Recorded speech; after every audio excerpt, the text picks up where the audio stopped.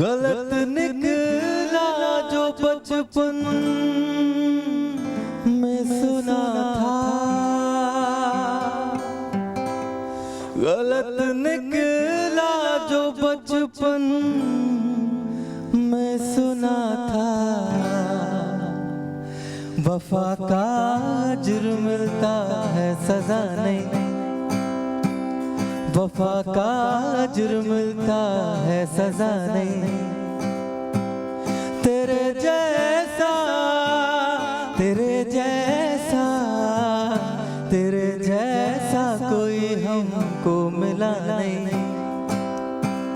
लगाया दिल बहुत पर दिल लगा नहीं।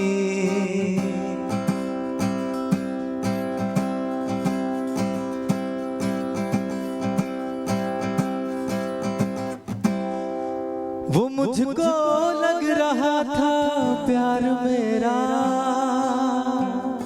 वो मुझको लग रहा था प्यार मेरा। वो जैसा लग रहा था वैसा था नहीं, वो जैसा लग रहा था वैसा था नहीं। तेरे जैसा तेरे जैसा तेरे जैसा कोई हमको मिला नहीं। लगाया दिल बहुत पर दिल लगा नहीं। Thank you, Rafa. It was beautiful. अस्सलामु अलैकुम। ये है ईद के रंग और मैं हूँ किरण आफ्ताब, नया दिन के संग।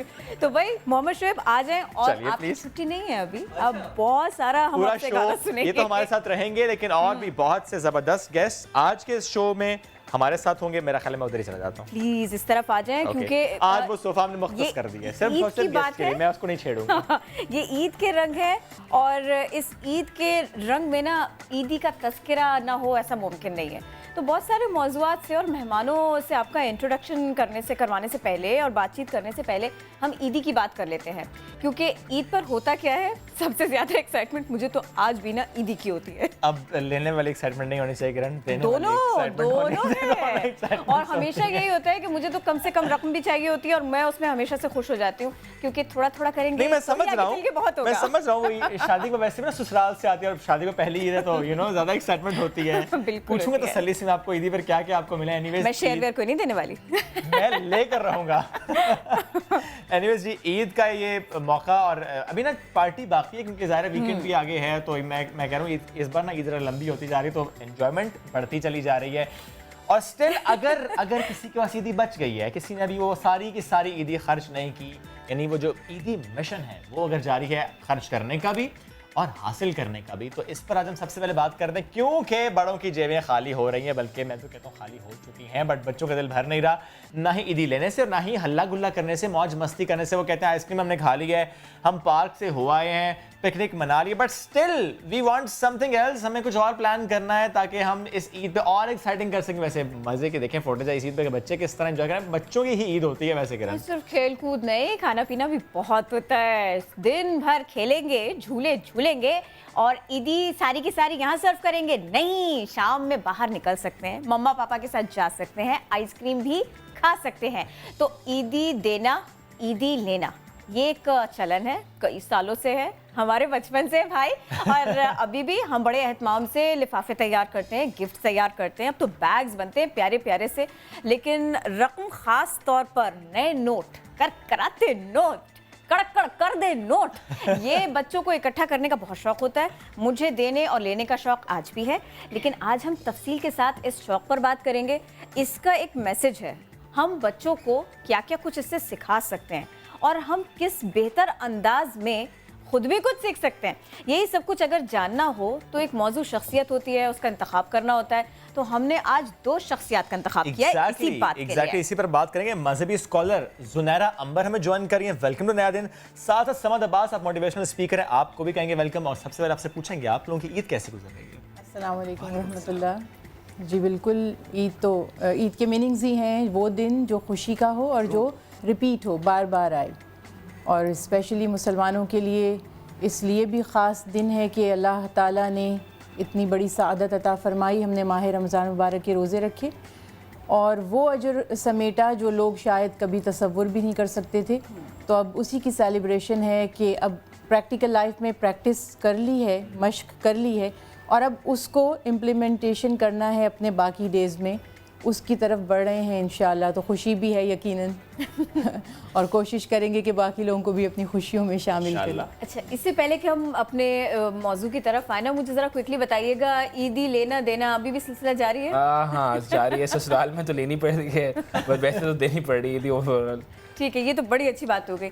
अब ज़रा आप फरमाइएगा, ईदी देना और उसमें पैसे देना बच्चों को, फिर उसके बाद में वो बच्चे वो पैसे खर्च करें, ये पूरा एक आदत सी है, एक ओकेजन है, इसकी खुशी है, इसके ऊपर ज़रा रोशनी डालिए। देखिए बेसिकली दीन इस्लाम में नबी करीम सल्लल्लाहु अलैहि वसल्लम की अगर आप सीरत तैयबा को देखें तो हमेशा खुश होने का, यानी कि पॉजिटिव एटीट्यूड अपनाना और ऑप्टिमिस्टिक होना, इसको इनकरेज किया गया। और हज़रत इब्न अब्बास रज़ी अल्लाह ताला अन्हु फरमाते हैं कि नबी करीम सल्लल्लाहु अलैहि वसल्लम ने हमारे लिए ये फ़रमाया कि तुम ईद के दिन ज़कातुल फ़ित्र अदा करो, जिसको हम फ़ितराना कहते हैं। तो उसमें दो उसके पर्पस थे। एक तो ये था कि जो माह रमज़ान मुबारक में हमने रोज़े रखे उसमें कहीं कोई लुफ़ बात हो गई हो, कोई हमसे कोताही, कोई फ़ेल में या कौल में, तो वो उसको माफ़ करवाने के लिए अल्लाह ताला से एक तरह का सदका है।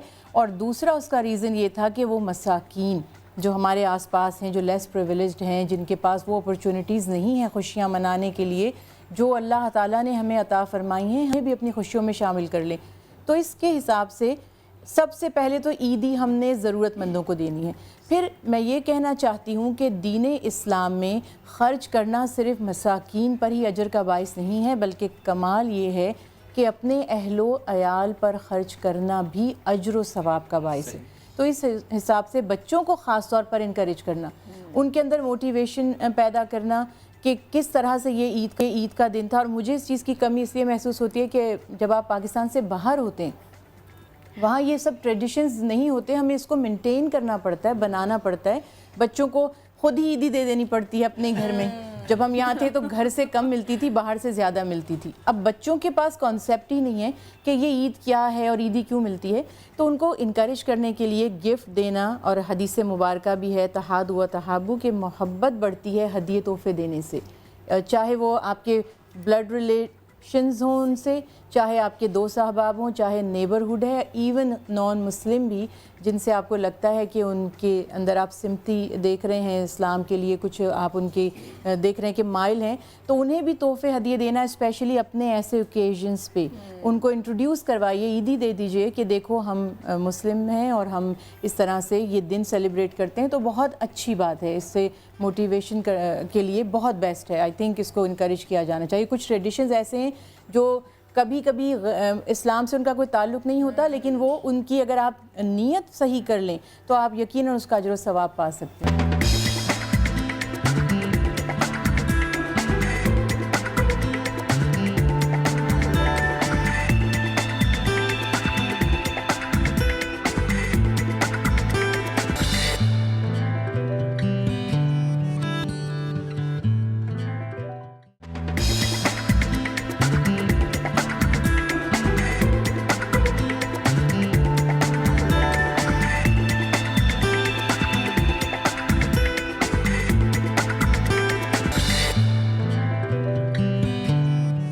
आप बताइएगा, इनकी सारी की सारी बातें बहुत प्यारी, बहुत अच्छी। ये वाकई ऐसा एक ट्रेंड है कि जिसको जारी रहना। दूसरी ये कि एक कंपटीशन भी तो शुरू हो जाता है, मुझे इतनी ईदी मिली, उसको इतनी ईदी मिली। डेफिनेटली कंपटीशन भी शुरू हो जाता है, बट मैं इनकी बात से बहुत इत्तेफाक करूँगा कि लॉट ऑफ टाइम्स हमारे पास बहुत सी ईदी जमा हो। जब हम भी छोटे तो हम भी ईदी को खर्च कर रहे होते थे आगे पीछे कपड़ों में, बट हमें बात रियलाइज़ करनी पड़ेगी कि दुनिया में ना हर चीज़ को फ़ना है लेकिन इल्म को बका है। अगर हम अपनी नॉलेज पर, अपनी सेल्फ पर भी उसको खर्च कर रहे हैं। सेकंड थिंग जो मैं इनकी बात से बहुत एग्री करूँगा कि दूसरों के लिए, मैं एक बहुत अच्छा जुमला पढ़ा था जिम्रान का, वो कहता है once you start giving the receiving come from unknown resources. एक बार आप देना सीख लेना तो फिर आपको चारों तरफ से मिलना शुरू हो जाता है। आई थिंक हमें अपने बच्चों के आजकल के दौर में as a training point of view जो मैं समझ पाया, empathy is the future skill. Eid एक ऐसा त्यौहार है जहाँ पे बच्चे ईदी जमा कर रहे होते हैं। मैं देख रहा हूँ कि बहुत से ट्रेंड्स आ गए। मैं रिसेंट आर्टिकल्स पढ़ रहा था ट्रिब्यून का, तो उससे पता कि बच्चे अब दूसरों के लिए काम कर रहे हैं। फॉर एग्जाम्पल दारुल सुकून, बहुत सारे इदारे ऐसे हैं, अब्दुल सत्तार ईदी का होम है, जहाँ पे बच्चे जा रहे हैं अपनी ईद सेलिब्रेट कर रहे हैं। बिकॉज एक हमारे पास तो बहुत कुछ है, बट ज़िंदगी का एक हदफ है कि हम दूसरों को बांटें, दूसरों की भी खुशी का हदफ बने। I think that's very important which is happening these days. ये जो एक ख्याल है ना, हमारे पास बहुत कुछ है। मैं ये चाहती हूँ कि आप दोनों ही बारी बारी इस पर जवाब दें। ये जो एक डेफिनेशन है इसकी क्या हो सकती है, हमारे पास बहुत कुछ है की? क्योंकि कभी कभी जब आप रो रहे होते हैं तो आपको वो स्माइल याद आती है कि जब आप बस इतना सा हंसे थे, बहुत ज़्यादा थके हुए थे, बहुत ज़्यादा फंसे हुए थे किसी ना किसी जगह। तो हमारे पास बहुत कुछ है और उसमें दूसरों को याद रखना। जब मेरे पास कुछ नहीं है तब भी दूसरे को याद रखना। क्या ईदी देने और लेने से क्या हम ये सीख सकते हैं? बिल्कुल सीख सकते हैं। और जैसे इन्होंने बात की है कि अब तो लेटेस्ट जो फ़िलासफ़ीज़ हैं और जो लॉजिक्स हैं वो सपोर्ट करें हमारी बातों को। और मैं हमेशा बहुत प्राउडली ये बात कहती हूँ कि 1400 से ज़्यादा 1435 साल पहले अल्लाह के हबीब हज़रत मोहम्मद मुस्तफ़ा सल्लल्लाहु अलैहि वसल्लम ने एक ऐसा लाइफस्टाइल इंट्रोड्यूस करवा दिया जिसको आज साइंसदान लेकर परेशान हो रहे हैं कि वाकई किसी चीज़ को वो झुटला नहीं पा रहे। जिसको वो एक्सप्लोर कर रहे हैं उसको एक्सेप्ट कर रहे हैं, और जो अभी तक एक्सप्लोर नहीं हुआ उसके बारे में वो चुप हैं। तो वाकई खुश होने के लिए, अच्छा एक और बड़ी इंटरेस्टिंग बात है कि खुश होने के लिए मैं एक फ़िलासफ़ी बताती हूँ। एक होता है कि आप अपनी खुशी पे खुश हों, तो आप कितने टाइम्स एक दिन में खुश होंगे? May be 5 times, 10 times, may be 100 times. लेकिन अगर आप और लोगों की खुशी में भी खुश होने लगें तो आप इसको मल्टीप्लाई हो जाएगा, बहुत ज़्यादा हो तो जाएगा। ये चीज़ें हो जाती हैं बहुत ज़्यादा कि पॉजिटिव साइड को देखना। और जब मैं किसी हॉस्पिटल का विज़िट करती हूँ या किसी खुदा न खास्ता आप किसी ऐसी जगह पे जाते हैं जहाँ पर लोग तकलीफ़ में हैं, परेशान हैं, आप न्यूज़पेपर उठा के देखें तो आपको पता चलता है कि आपके पास बहुत कुछ है। एग्जैक्टली। और ये बात एक दो चीज़ें होंगी जो नहीं होंगी। मैं आपसे कहना चाहती हूँ, आप 2 पेपर शीट ले लीजिए। सबसे मैं कहना चाहती हूँ इनफैक्ट कोई भी थोड़ा सा ये करें प्लीज़। 2 शीट्स ले लीजिए और एक पे लिखिए क्या क्या है और एक पे लिखिए क्या क्या दुख हैं, और मुझे बताइए कि कौन सी जल्दी फिल होती है। तो फिर आपको पता चले। ये कर लीजिए, ये चैलेंज है मेरा। ओके। और जिसने कह दिया कि दुख मेरे ज़्यादा हैं तो फिर मैं आइंदा से ये बात कहना छोड़ दूंगी। मेरा प्रॉमिस सुख बहुत है, बहुत ये मैंने ही तो ये बहुत कुछ आंखें देख रही हैं, कान सुन रहे हैं, ये सांस हम ले रहे हैं। लोग आटा नहीं खा सकते, उन्हें वीट एलर्जी है। ये तो आप बड़े बड़े दुखों की बात तो मैं कर ही नहीं रही हूँ। लोग कलर ब्लाइंड हैं, वो कलर्स को फील नहीं कर सकते। लोगों को टेस्ट नहीं आ रहा टंग पे कि कुछ भी खिला दो उनको एक ही जैसा टेस्ट लग रहा है। ये मुझे आप सिर्फ बता दीजिए, कभी हमने इसको सोचा है? हम तो कुछ और ही कॉन्सेप्ट है ना नेमतों इस तरीके से सोचेंगे तो फिर आप सिर्फ खुश रहेंगे, फिर इंसान बड़ा अब एक शख्स ड्राइव नहीं कर सकता क्योंकि उसको सिग्नल्स को वो रिकग्नाइज नहीं कर सकता, कलर ब्लाइंड तो नहीं कर सकता। तो ये वो साइड्स हैं जिनको हम नेमत समझ ही नहीं रहे। Exactly. हमें तो बहुत सारी वेल्थ हो, बहुत अच्छी सी मॉडल की कार हो, बहुत अच्छे से एरिया में कुछ अच्छा सा घर हो, बहुत अच्छा जब वो हासिल हो जाए तो अच्छा फिर आप ये हो। और वो जो एक रेस है, हजारों ख्वाहिशें ऐसी कि हर ख्वाहिश पे दम निकले। लेकिन मैं फिर आऊँगा दोबारा ईदी पर। एक त्यौहार जिसमें आप बच्चों को ईदी दे रहे हैं, लेकिन साथ ही आपको क्या लगता है क्या फुकदान है, हम क्या नहीं समझा रहे, क्या नहीं सिखा रहे बच्चों को ईदी खर्च करने से? देखिए अब जो मैं आई एम सॉरी, मुझे अब खुद से फील होना शुरू हो गया कि मैं नेगेटिव हो रही हूँ क्योंकि मुझे चीज़ें बहुत नेगेटिव नज़र आ रही हैं। तरबियत, मैं आपको इसकी एग्जांपल देती हूँ। जब हम छोटे थे बहुत घरों से अफ्तार आती थी और हमारे यहाँ से भी ऑलमोस्ट अभी तक एक अफ्तार भी नहीं आई। ठीक है, अब जो है एड्रेस ना अब अगले रमजान में अब आप सोचिए ये ट्रेंड, यानी अच्छा ये मैं तो खैर एक मतलब सेंस ऑफ ह्यूमर की भी बात थी, लेकिन ये सब ये कह रहे हैं कि वाकई इतनी, और ये सिर्फ रमज़ान मुबारक ही नहीं, बहुत से ओकेजन्स होते थे। ईद पर लोग भेजते थे, शब बारात आती थी, मुहर्रम में हलीम आता था, इतनी हलीम मुहर्रम में जमा होता था कि आप कहते थे कि इतना हम इसको नहीं खा सकते, बहुत ज़्यादा हो गया है। यहाँ ऐसा लोग सेल्फ सेंटर्ड हो रहे हैं, बस मुझे और मेरी फैमिली को कहीं जाकर डिनर कर लेना है, हमें एंजॉय कर लेना है, हम बहुत ज़्यादा पैसा स्पेंड कर लेंगे। अपने लाइफस्टाइल को लोगों ने इम्प्रूव किया, जो मैं एक रफली पिक्चर आपको बता रही हूँ।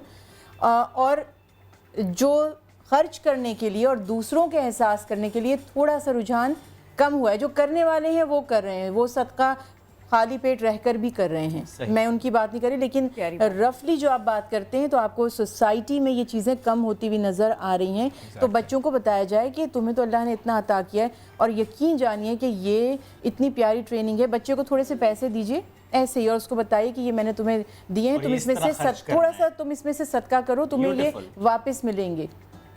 ये हमारे उस्ताद हैं, वो बता रहे थे कि उन्होंने अपनी बच्ची को दिए पैसे और उसको कहा कि तुम इसमें से चैरिटी करो तो तुम्हें 10 टाइम्स मिल जाएंगे। तो वो वेट करती रहती थी कि कब मुझे मिलेंगे 10 टाइम, और वो बिलीव करती थी इस चीज़ के, उसको यकीन हो गया कि मुझे मिलते हैं। तो इसलिए बच्चों को दें और उनको कहें तुम अपने हाथ से खैरात करो, और उसको ये कॉन्सेप्ट दें कि तुम ईदी अल्लाह ने तुम्हें दी है, इसमें से दोगी तो अल्लाह और ज़्यादा खुश हो जाएगा और तुम्हें और ज़्यादा दे देगा। बच्चों के हाथ से सखावत करवाएं इंशाअल्लाह।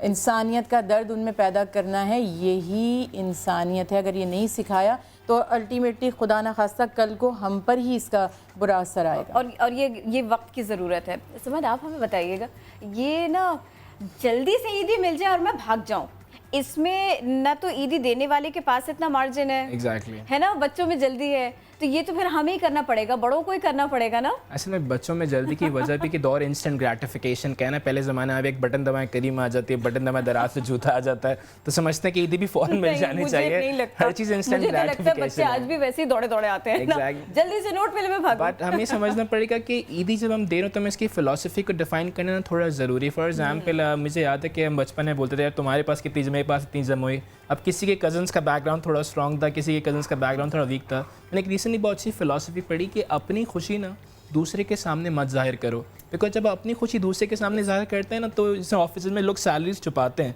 इसका भी कॉन्सेप्ट है भाई, छुपाना ज़रूरी हो कि अगर तुम्हारी भी इतनी मेरी भी इतनी, तजाद हो सकता है, मुसाइल हो सकते हैं। So coming back, I think बच्चों के साथ ईदी जो हम दे रहे हैं उसके बाद कुछ वैल्यूज़, कुछ काम की बातें, पैसे तो खर्च हो जाएंगे, बट जिस तरह इन्होंने कुछ काम की बात आपसे की, कुछ जुमले कहे किस तरीके से एग्जैक्टली किस तरीके से खर्च करना। आई थिंक मैं वही वॉरेन बफे को स्टडी कर रहा था, वो कह रहे हैं दुनिया की बेहतरीन इन्वेस्टमेंट जो है ना वो तुम्हारी खुद की ज़ात के ऊपर है। आप कोई किताब खरीद सकते हैं, आप कोई ट्रेनिंग में एनरोल कर सकते हैं, आप किसी प्रोग्राम में जा सकते हैं। तो बड़ों ने एग्जैक्टली। अब मुझे ये बता दें कि वो बड़े जो कि बच्चों की ईदी ले लेते हैं और फिर खर्च कर देते हैं डेफिनेटली, अब वो उसके हवाले से मुझे बताएं कि इससे बच्चों पर क्या असर। आई थिंक बड़ों को बात समझने की ज़रूरत है कि अगर वो बच्चों की ईदी ले रहे हैं तो उनको इस जगह पर खर्च करना है जहाँ वो बच्चों के ही काम आए। बिकॉज बड़े बहुत से काम कर रहे होते हैं, बहुत सारी चीज़ें कर रहे होते हैं, एग्जैक्टली। तो बच्चे के प्रॉब्लम्स को समझना, उनके इमोशंस को समझना, उनके ऊपर खर्च करना बहुत ज़रूरी है। फॉर एग्जांपल अब ऊपर खर्च करने से बहुत सारी मुराद है, उनके कपड़ों पे खर्च करना, उनके जूतों पे खर्च करना, बट उनके सेल्फ पर खर्च करना, उनकी नॉलेज पर खर्च करना। फॉर एग्जांपल आजकल का जो एजुकेशन निज़ाम है जिसमें वैल्यूज़ हैं, जो ट्रेनिंग्स है, फॉर एग्जाम्पल ट्रेनिंग के ज़माने में 2 स्किल्स होते हैं, एक होता है हार्ड स्किल और एक होता है soft skill. According to a recent research 85% जो कामयाबी ज़िंदगी में आती है वो सॉफ्ट स्किल की वजह से आती है। Communication, leadership, planning, like summer camps are happening. अभी ईदी खत्म हुई तो अभी समर कैंप्स हो रहे हैं। वो ये अच्छा प्लान है कि आप ईदी इकट्ठी कर लें और कैंप में उनको एनरोल कराएं। वो बहुत सारे समर कैंप्स हो रहे हैं। मैं बहुत सारे पेरेंट्स की क्वेरीज देख रहा होता हूँ, वो कहते हैं कि आई विश हम एनरोल कर सके, हमारे पास इतने फंड्स नहीं है बिकॉज जून जुलाई की फीसेस के ऑलरेडी इशूज चल रहे हैं। बट मुझे बात समझिए कि अगर हम आज के बच्चे को एम्पावर्ड करेंगे थ्रू स्किल्स, अगर आज का बच्चा स्किल के लिए एम्पावर्ड होगा तो कल को जाके वो चैरिटी भी कर सकेगा। अगर मैं अपने आप को डेवलप करूँगा तभी तो मैं दूसरों को दे सकता हूँ। और सिर्फ नोट ही क्यों, और बड़े बड़े नोट ही क्यों, एग्जैक्टली हम ये भी तो कर सकते हैं, हम बिल्कुल थोड़े से पैसे उनको दें और कोई बहुत अच्छा तोहफा दें। एग्जैक्टली। तो वो बहुत अच्छा तोहफा क्या हो सकता है? जब मुझे किसी को कोई तोहफा देना होता है, फॉर एग्जांपल मुझे, तो मैं उसको किसी ट्रेनिंग प्रोग्राम में इनवाइट करता हूँ। मैं कहता हूँ फला ट्रेनिंग प्रोग्राम होने में तो मैं एनरोल कर रहा हूँ। एग्जैक्टली, कोई चीज़ जो उसके साथ चल सके ना। फॉर एग्जाम्पल एक बहुत अच्छा जुमला पढ़ा था इमाम हुसैन को, उन्होंने कहा ज़िंदगी में देखना क्या खोकर क्या पाया। अगर मैं 100 रुपये भी कहीं खो रहा हूँ, कहीं दे रहा हूँ, तो मुझे रिफ्लेक्ट करना पड़ेगा कि मुझे क्या मिल रहा है, क्या कुछ ऐसा मिल रहा है जो मैं अपने साथ लेकर जा सकूँ। Because we all are traveller in this world. हमें बच्चों को ये बात बतानी पड़ेगी कि बेटा ये पैसे तो खर्च हो जाएंगे, बट इस दुनिया के बाद सेड दैट ये नहीं है कि आपने सारे पैसे, बहुत अच्छा काम है, बट थोड़ा सा ना रिक्रिएशनल एक्टिविटीज भी बहुत जरूरी है। ऐसा नहीं कि आपने नो आइसक्रीम एंड नो झूले and no picnic and no food. What I think is that you need to divide in 3 phases. The first is for yourself, कि आप अपने लिए खर्च करें, as you said, ice cream, cinemas, movies. Second is for parents as well. एक बहुत बड़ा regret youth के दरमियान और teenagers के दरमियान होता है कि उनके माँ बाप उनके लिए बहुत कुछ कर रहे होते हैं। जस्ट लाइक मेरे वालिद साहब की रहती रमज़ान में हुई थी और मैं ट्रेनिंग्स में काफ़ी कुछ अर्न कर रहा था, but is a very fit फाट पर्सनैलिटी। मैंने नहीं रिफ्लेक्ट किया था कि एकदम से जाएंगे, बट वो शायर कहता है उम्र भर रहती है उस बेटे के दिल में खलिश, जब तरक्की देखने से पहले मर जाता है बाप। So it's very painful. बहुत सारे टीनेजर्स छोटे होते हैं, उनके पास कुछ होता है बट अपने वालिदैन के लिए कुछ कर नहीं पाते। तो मैं एक आर्टिकल में गो थ्रू कर रहा था, इस ईदी का बेहतरीन इस्तेमाल है कि अपने वालिदैन को डिनर पे लेके जाएं, उनके साथ कुछ एक्सपीरियंसेस कलेक्ट करें। एंड थर्ड एलिमेंट है सोसाइटी। आप कोई ऑर्फनेज, आप कोई इदारा विजिट कर रहे हैं, आप किसी बच्चे की ट्यूशन फ़ीस दे सकते हैं। फॉर एग्जाम्पल, अगर मुझे मौका मिले कि मैं किसी बच्चे को ईदी का सूट दिलाऊं या मैं उसकी ट्यूशन फ़ी पे करूं, तो मैं रिक्वेस्ट करूंगा कि मैं उसकी ट्यूशन फ़ी पे करूं, because this is something which keeps along with him.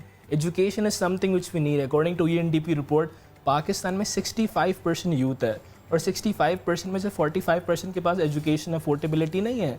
अगर हम देखा जाए तो जितनी ईदी हमारे मुल्क में जमा हो रही है, कम से कम 10% भी एजुकेशन पे TCF, Shaukat Khanum, lot of institutions are there वो वर्किंग फॉर एजुकेशन, वो वर्किंग फॉर दीज सेक्टर्स। हम इनको दें तो बहुत बड़ा डेंट क्रिएट हो सकता है। But as you said, awareness की ज़रूरत है, बड़ों को भी, छोटों को भी। Just like you guys grab this topic on this morning show, I think it's a big achievement. I see a lot of morning shows are doing different stuff, but this morning show is a unique, a purple cow for me, because जहाँ बहुत सारे मौजू discuss हो रहे हैं, वहाँ पे दो होस्ट इतने मज़ेदार मौजू को लेकर इतनी क्रिटिकल थिंकिंग कर रहे हैं। This is amazing and that's the achievement we think. बहुत शुक्रिया, आप दोनों हमारे साथ थे। एक बार फिर से ईद मुबारक, और अगली ईद पे भी हम आपको छोड़ेंगे नहीं। नहीं भी इनवाइट कर सके, ईद मुबारक का कार्ड भेजेंगे एक दूसरे को, और इफ्तारी मैं ज़रूर भेजूंगी।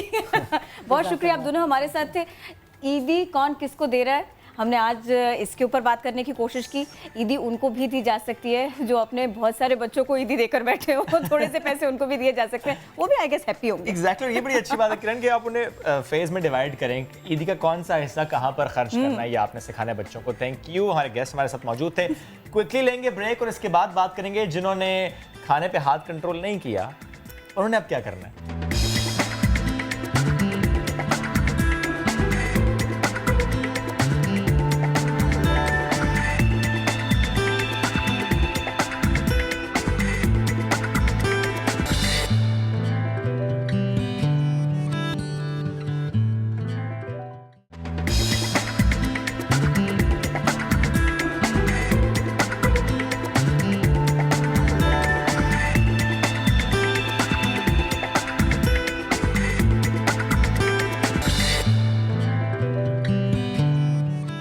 हाजिर हैं ब्रेक के बाद। राफे हमारे साथ हैं। मैं जानता हूँ आप चाह रहे हैं गाना सुने, हम भी चाह रहे हैं गाना सुने। म्यूजिक का तड़का लगना चाहिए प्रोग्राम में, लेकिन थोड़ा सा इंतजार, और आपको भी और राफे को भी, क्योंकि मैंने कहा था कि अब हम फिटनेस की बात करेंगे। We have Talha Farooqui and Zuhaib Alam, और किस तरीके से आज हमें सिखाएंगे और बताएंगे कि जिन्होंने हाथ होला नहीं रखा, मेरे अलावा मैंने बहुत हाथ होला रखा था खाने पीने में। किरण, हाँ वो नजर आ रहा है। Thank you. आपने भी रखा है, I know, smart. Thank you, ये सुनना था। इस बहाने से सही ये सुनना था। लेकिन जिसने हाथ होला नहीं रखा, ईद पे भी ढेर सारा कुछ खा लिया, वो क्या करेगा? वो क्या करेगा, आज हम यही बात करेंगे। क्योंकि अगर रोज़ों में एहतियात की थी तो ईद पर छुट्टी है, 3 दिन 4 दिन बहुत कुछ खाना है। यही सारी कोशिश के लोग करते रहे। बिरयानी नहीं छोड़ी, टिक्का नहीं छोड़ा, चाइनीज फूड आइटम्स नहीं छोड़े, कुछ नहीं छोड़ा। आम लोगों ने जब जब ईद मनाने के बारे में सोचा, तब खाने पर ही हाथ रखा। कुछ यही किस्सा रहा उनका, जो खानों के शौकीन कहलाए। अब बहुत सारे खाने मैं आपको दिखा सकती हूँ, बिल्कुल फुटेजेस मेरे पास हैं। मैं आपको दिखा सकती हूँ कि लोग कढ़ाई किस तरह से खा रहे थे, किस तरह से उन्होंने अपने पकवान अरेंज करके रखे, दस्तरखान सजा के मीठी पकवान। मैं हालांकि ये सिर्फ मीठी ईद थी। तो मीठी ईद पे मीठी आपने जो फूड खाए हैं उससे क्या कुछ हो गया है आपके साथ, तो इस पर आज हम बात करेंगे। We have our guests Talha and Zuhaib. तो मैं जा रहा हूँ तलहा, आपसे स्टार्ट करूँ। मुझे ये बताएं कि 30 दिन रमज़ान, बड़ा एहतियात भी इंसान करता है, और जो लोग ट्रेनिंग करते रहे हैं वो तो बहुत अच्छी बात। जिन्होंने नहीं की ट्रेनिंग और जिन्होंने सिर्फ खाया और फिर ईद के 3 दिन भी खाया है और बेतहाशा खाया है, अब उनकी बॉडी कैसे रिएक्ट कर रही है? सबसे पहले तो मैं ईद मुबारक कहूँगा पूरे पाकिस्तान को, पूरे आलम इस्लाम को। खैर मुबारक।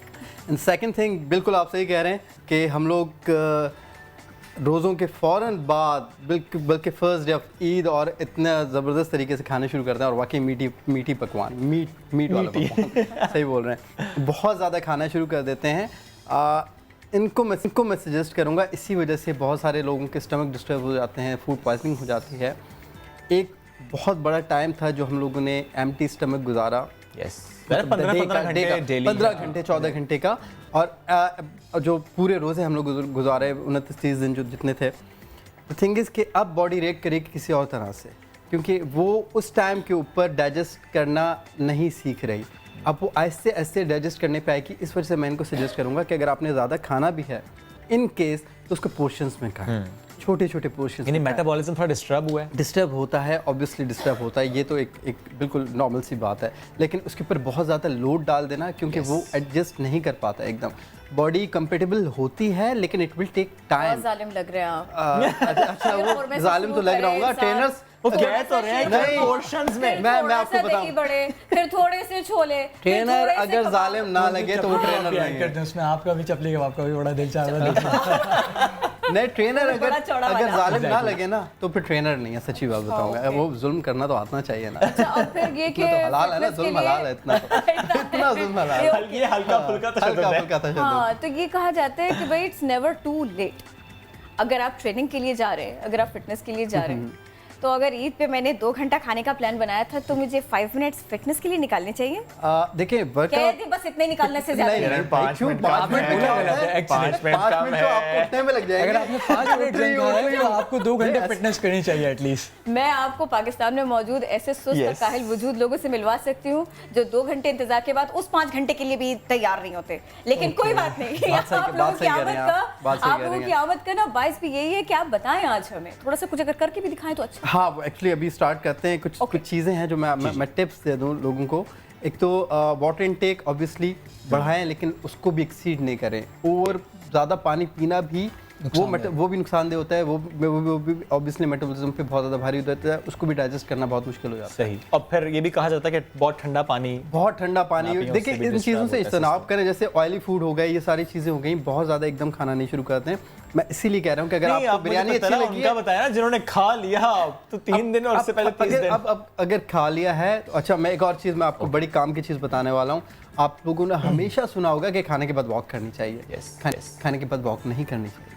आ, मैं कह रहा हूँ, मैं आप लोगों को बड़े वसूख से कह रहा हूँ। और खाएं और सो जाएं। नहीं, खाएं और बैठे रहें, डाइजेस्ट होने का इंतजार बस मैं ये निकलवा देता हूं, बीच की चीज रखनी है, हाँ, ना भागना मैं दौड़ना, जल्दी से ना उसके सो रीजन जाना। मैं जल्दी से रीजन बता के फिर मैं जुहेब पे आऊँगा तो जुहेब थोड़ी सी बातें करेंगे।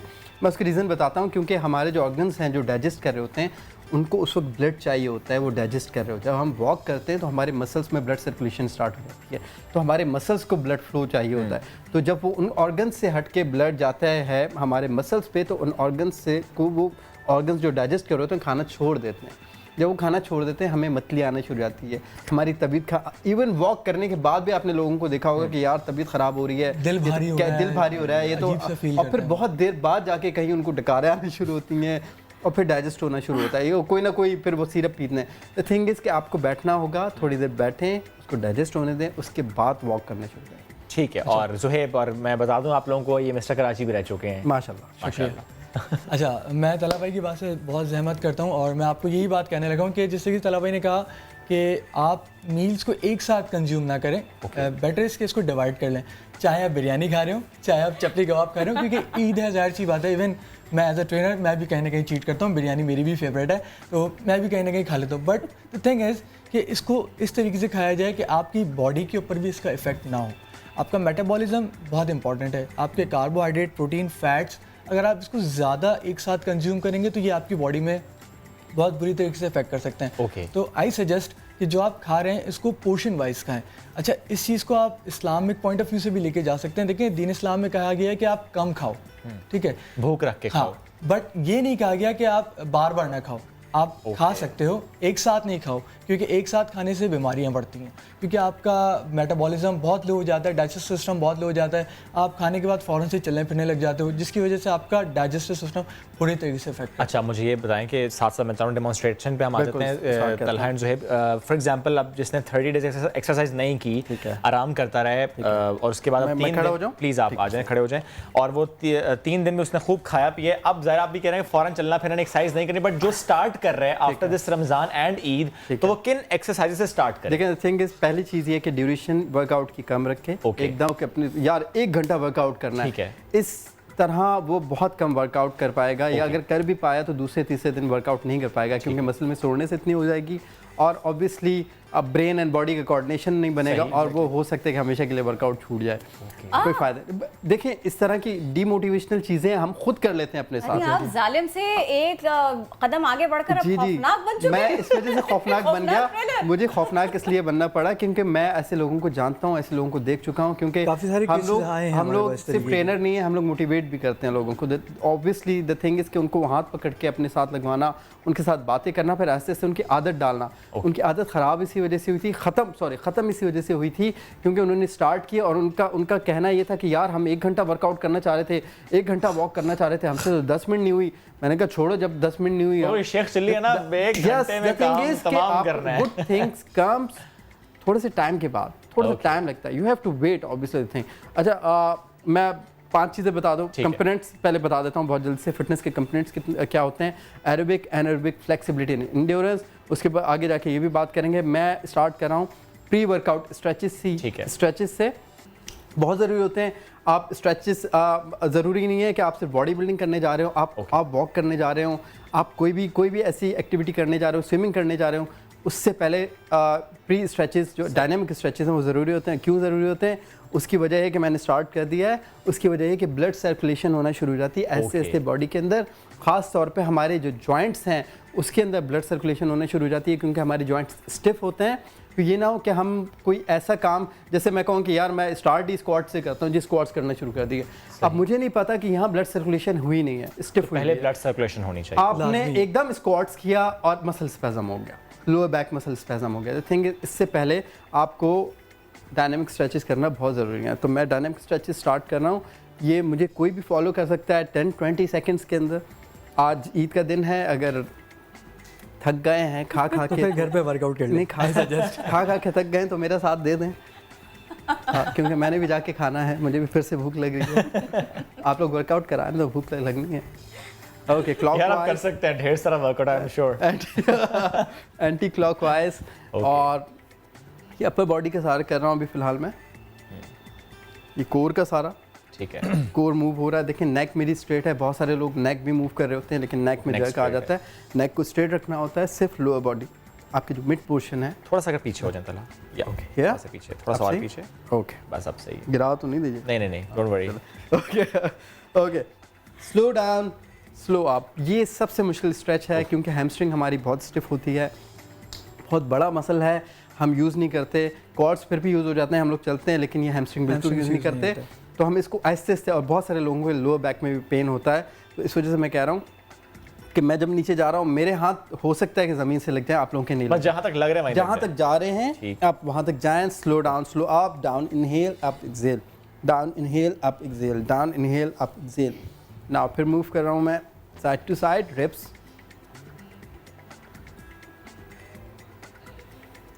और slightly neck, clock and anti clock. Here we go. अब एरोबिक वर्कआउट के लिए ज़ोहेब थोड़ी सी जंप्स, जंपिंग जैक्स, और फिर एनारोबिक वर्कआउट स्क्वाट्स वगैरह। ठीक है, सबसे पहले स्टार्ट करेंगे हम जंपिंग जैक से। ठीक है, ये वो ऊपर ना workout निकल है। जाइएगा बस। नहीं, मेरी पूरी और कोशिश ये है कि मुझे आज तक नहीं पता चले जैक कौन था। जंपिंग तो मैं तो हूँ, पता है, जैक लेकिन जैक ये रहे। पता हूँ। पता चल गया। अच्छा खैर, Okay, वक्त ये वो बहुत कम है, वर्कआउट please quickly है कर लें। श्वेत, जी, कि ये हम घर पे भी कर सकते हैं, ये हम पार्क्स में भी कर सकते हैं। जो लोग जिस तरीके से आपके साथ कुछ आपका क्रियो होता है वो एक्सरसाइज नहीं कर पाता, तो आई रिकमेंड कि वो यहाँ पे भी कर सकता है। ये आपका फैट लॉस में बहुत काम देता है और आपका इससे कार्डियोवास्कुलर फिटनेस भी बहुत इंप्रूव होता है। ठीक है, तो स्टार्ट करेंगे फ्रॉम जंपिंग जैक्स। ठीक है, it's like 1 2 3 4 5 6 7 8 9 10, then back to back high knees. ठीक है, 1 2 3 4 5 6 7 8 9 10। इसके बाद अगर हिम्मत है और अगर थोड़ा सा एडवांस है तो बर्पीज कर लीजिएगा, जो सबसे खतरनाक है। इसी लेवल पे रुक जाएं। अभी जिन लोगों ने नहीं बिल्कुल एक्सरसाइज की ना, उन्हीं की बात ज़्यादा करते हैं, मेजॉरिटी है। So another exercise is squats. Squat बहुत बेहतर है, वो आपके स्टमक को भी कम करने में बहुत हेल्प करता है। क्योंकि जब आपके बड़े मसल्स इन्वॉल्व होते हैं तो आपका स्टोर्ड एनर्जी भी यूज़ होता है। सही। ठीक है, तो मैं स्क्वाट का एक आपको राउंड करके दिखा देता हूँ। It's like 1। अच्छा, इसके अंदर बाज़ लोग बहुत गलत ट्रेनिंग करते हैं, मैं आपको बताता हूँ। लोग क्या करते हैं, अपनी नीज़ को जो है ना अपने टोज़ से आगे ले जाते हैं, जिसकी वजह से आपके बोन्स के ऊपर बहुत इफेक्ट आता है, आपकी लोअर बैक मूव होकर आर्च बन जाती है, लोग झुक भी जाते हैं। तो बेटर है कि आपका पॉस्चर स्ट्रेट होना चाहिए, आपकी बैक स्ट्रेट होनी चाहिए, आपका चेस्ट बिल्कुल अप होना चाहिए और आपका नी जो है आपकी टोज से आगे नहीं जानी चाहिए। आप देख सकते हैं कि वो आगे नहीं जा रही। अगर आप इस तरीके से करेंगे तो आपका पूरा लोड आपके क्वाड्स पे आएगा, अदरवाइज जो है कि एकदम वरना आपके लोअर बैक पे या आपकी नी के ऊपर 10 to 12 reps. 10 reps. I can give you 10 reps. 1 2 3 4 5 6 7 8 9 and the last one. And last one. Okay, अब मैं आपको पोस्ट बस last minute है तला। लास्ट मिनट है, Last minute स्ट्रेचेस है, बता रहा हूँ बहुत जल्दी से। Okay. सिर्फ अपर बॉडी की stretches. Here we go. Something like And ये सारी होल्डिंग ये हमने स्ट्रेचेस किए है। थे। ये तो मुझे भी अच्छा लगता It's very, है। it's very important. Isometric workout है, आइसोमेट्रिक स्ट्रेचेस है, ठीक है, इसमें होल्डिंग है बस, that's it. It's very Yeah. important. Okay. That change Yes. Relaxing भी होता है, Like this. अच्छा लगता है। Done. Thank you so very much Talha and Thank you, Zoheb, बहुत इट वाज शुक्रिया। Nice having Thank you. you. Eid हमेशा मुबारक सीखते हैं again. जो आपको भी, बहुत और जो एक्सरसाइज रह गई हम दोबारा इनको हम जहमत देंगे और दोबारा बुलाएंगे, दोबारा एक्सरसाइज करेंगे। Anyways thank you so much. और अब मैं क्योंकि आपसे वादा कर चुका था कि गाने का तड़का लगेगा, म्यूजिक का तड़का लगेगा, तो उसके लिए राफे अब वो कुर्सी नहीं, आपको इस सोफे पर आना होगा। यस, आज है भाई, आप भी आज। तो लेट्स सी अब हम क्या सुन रहे हैं। मेरा तो दिल चाह रहा था ना कि आप ना कुछ फाखिर का कुछ दिल का वर्ड है। अब सही है, ठीक है, चपली कबाब पे कोई गाना नहीं बना, दिल उसी का चाह रहा था, तो अब आप दिल पर कोई गाना सुनाइए। चलें।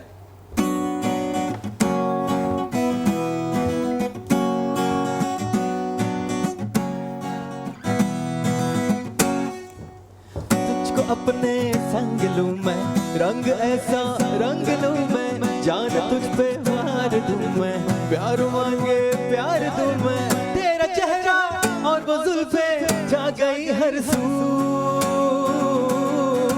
दिल की बातें करके देखे एक दूजे पे, मर के देखे खो गया तू कहाँ, दिलरुबा ओ दिलरुबा।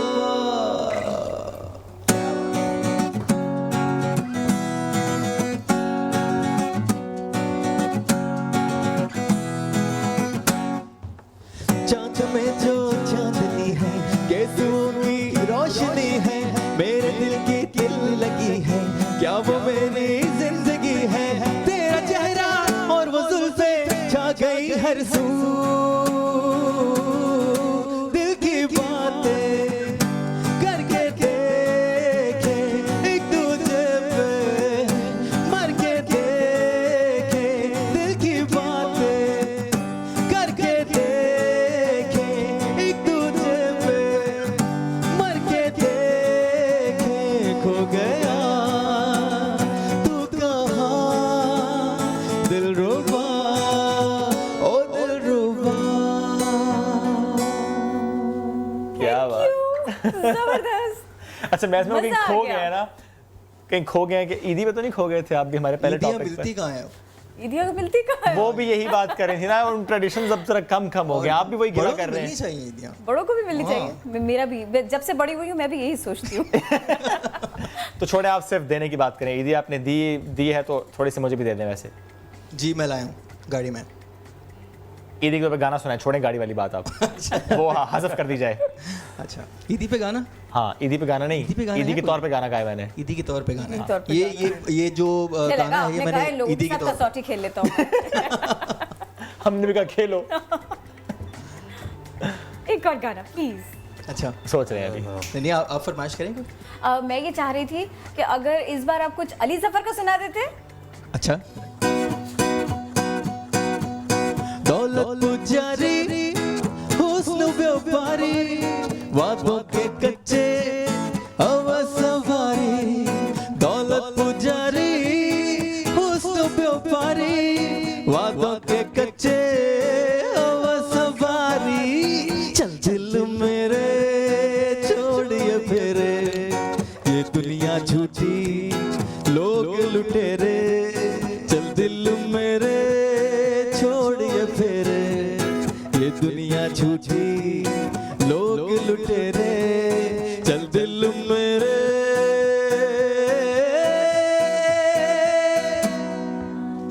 अपनी कहानी रो रो सुनानी, हमसे ना होगी ऐसी नादानी। अपनी कहानी रो रो सुनानी, हमसे ना होगी ऐसी नादानी। चल दिल मेरे छोड़िए फेरे, ये दुनिया झूठी लोग लुटेरे। चल दिल मेरे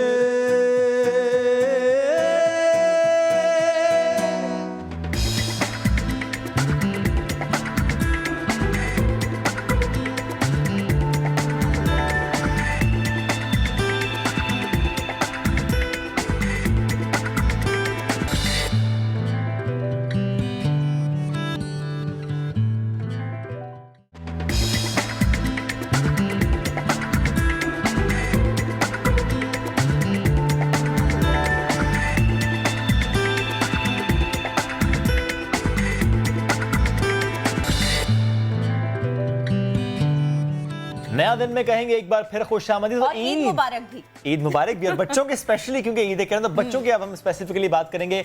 और नन्हे स्टार्स जिन्होंने किया बड़ा कमाल, क्योंकि लब हिले तो अल्फाज बेमिसाल निकले। पेशावर के कमसिन आरजे मोहम्मद हसनैन और कराची की नन्ही डिबेटर महानूर निहाल आज ईद के इस खुसूसी शो में बने हैं हमारे मेहमान। इनके बारे में हम आपको थोड़ा सा बता देते हैं। मोहम्मद हसनैन को 5 ज़बानों पर महारत हासिल है। महानूर के पास भी लफ्जों की कमी नहीं है। दोनों बहुत शरारती भी हैं और समझदार भी। महानूर ने 6 साल की उम्र में बतौर डिबेटर शुरुआत की थी और अब तक मुख्तलिफ मौज़ूआत पर ये बात कर चुकी हैं और अपने बड़े ही अछूते स्टाइल में कर चुकी हैं। और क्या कहने भाई मोहम्मद हसनैन के, 6 साल की उम्र में सबसे छोटे रेडियो जॉकी होने का खिताब एजाज इन्होंने हासिल किया है। तो लफ्ज इनके पास हैं बहुत सारे और हम इनसे बहुत कुछ सीख सकते हैं। बड़ों को सिखा दे, ये हैं वो 2 नन्हे मुन्ने प्यारे प्यारे शे मासूम से बच्चे। तो मैं बातचीत का आगाज करना चाहूंगी महानूर से। महानूर कैसी हैं आप? मैं ठीक हूँ। अस्सलाम वालेकुम। वालेकुम आप अस्सलाम। सबको बहुत बहुत बहुत ईद मुबारक। आपको भी ईद इकट्ठा की जी, बहुत मजा तो अभी आया मुझे। अपना ईद पर्स साथ नहीं लाई ना, रख के आइयो कहीं पर। जी, वरना पर्स ले लेता ना कोई ईदी। ये कराची की बच्ची तो आप समझ सकते हैं। इतनी प्यारी प्यारी सी बातें आप करती हैं। ये बताएं, ये डिबेट में हेल्प कौन करता है महानूर की? मेरी डिबेट में मेरी आपी अनिका निहाल, वो डॉक्टर बनी है अभी। तो उनने पाकिस्तान का वो जीता है, पाकिस्तान की ट्रॉफी जीती है उन्होंने। 2 पाकिस्तान की ट्रॉफीज जीती हैं। तो जब मैं देखती थी मुझे भी बड़ा दिल चाहता था कि मैं भी कभी डिबेट्स करूं। तो एक दफ़ा मेरी आपी तैयारी कर रही थी तो मुझे आपी का एक शेर याद हो गया। ओके। तो जब मैं वो शेर हर वक्त मैंने इतने अच्छे से तैयारी कर ली उस शेर की कि मैं हर वक्त घर में पढ़ती। कौन सा शेर था? वो शेर था, जाओ जाओ सबसे कह दो, कदम हमारे रुक नहीं सकते। जाओ जाओ सबसे कह दो, सर अब हमारे झुक नहीं सकते। रास्ता थोड़ा ही बाकी है, देखो देखो वो मंजिल है, जालिम डर के भाग रहा है। जीत हमारा मुस्तकबिल है, जीत हमारा मुस्तकबिल है। ये हमारा मुस्तकबिल है। शाबाश। अच्छा, कभी दिल चाहता है कि आप न्यूज़ पढ़ें? जी, बहुत दिल चाहता है। होस्टिंग करने का भी दिल चाहता है। मैंने होस्टिंग भी की हुई है। वाओ। जी तो बस कुछ दिनों की बात है, फिर आप मेरे पास होंगी। जी बिल्कुल। So cute. अच्छा, महानूर से तो बातें कर रहे हैं, हसनैन की तरफ भी छोटू से चलते बात कर हैं। लेते हैं। एग्जैक्टली, क्योंकि पहला सवाल तो हसनैन आपसे भी यही है, कितनी ईदी इकट्ठी की है? बल्कि ये बताओ लगा भी कितनी दी है?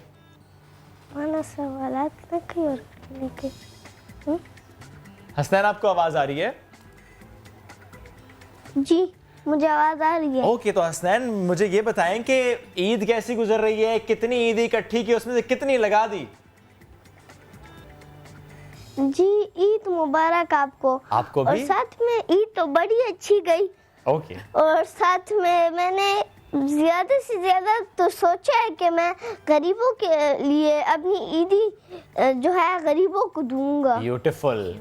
और दी भी है। जबरदस्त। और ये बताए, ईद पर शो किया, प्रोग्राम किया था, रेडियो गए थे, रेडियो स्टेशन? जी, फिलहाल तो first Eid, second Eid, third, इसमें हम लोगों की फिर भी छुट्टियां होती है। थोड़ा सा उसमें एंजॉयमेंट के लिए सारी रेडियो जॉकीज को छुट्टियां मिलती है। वाह वाह, क्या बात है। हम वहाँ क्यों ना छुट्टी चले मिलती गए है इस वक्त? किरण, छुट्टी मिलती है। कोई बात नहीं। वैसे छुट्टी में क्या करते हैं, मम्मा पापा को लेके कहाँ कहाँ जाते हैं, क्या क्या फरमाइशें करते हैं, थोड़ा हमें भी बताएं आप। जी मेरी तो कोई फरमाइश नहीं होती खास कर, मेरा बस एक ही फरमाइश होती है कि बस मैं कब कराची जाऊंगा, बस यही मेरे एक सवाल होता है और फरमाइश होती है। अच्छा, तो मैं हमने कब पिछले शो में भी आपके पापा से कहा था कि जल्दी से ख्वाहिश पूरी करें। आज फिर हम उनसे कहते हैं इस ईद ख्वाहिश पूरी करें। अगर अभी नहीं आए, छुट्टियां भी थी उनकी, कोई बात नहीं, नेक्स्ट ईद सही। एनीवेज, आप मुझे ये बताएं हसनैन, ईद की स्पेसिफिकली जो आपने तैयारी की with respect to your dressing, क्या कुछ लिया था, कहाँ कहाँ गए थे तैयारी के लिए? जी मैं तो इस्लामाबाद कल गया था, मैंने अपने लिए कपड़े लिए नए, जिस तरह आज मैं ये कुर्ता पहन रहा हूँ, तो मैंने बस ये सब कुछ शॉपिंग वॉपिंग की और ख़ास कर गरीबों को पॉकेट मनी दी। और ख़ास कर मुझे पॉकेट मनी तो मिली भी थी, वो इस तरह मुझे हर एक साल में, हर एक ईद के साल में मुझे पॉकेट मनी इस तरह 4,000 या 5,000 मिलती ही मिलती है। क्या बात है ना, मजे हैं आपके। मानूर, मुझे तो ये वाला फ्रॉक भी आपका बहुत अच्छा लग रहा है। इसके अलावा कौन कौन से कलर्स हैं कि जिसका आपने सोचा कि मुझे ईद के फर्स्ट डे ये वाला कलर पहनना है, सेकंड डे ये वाला पहनना है, थर्ड डे पहनूंगी? Fawn colour. ओके, फ़ोन है पहले दिन का और सेकंड डे का मेरा वो करारा था पिंक कलर का, और आज ये पिंक फ्रॉक है। तो ये सारी आपकी चॉइस है या मम्मी पापा की मर्जी से खरीदा? मामा पापा की मर्जी से।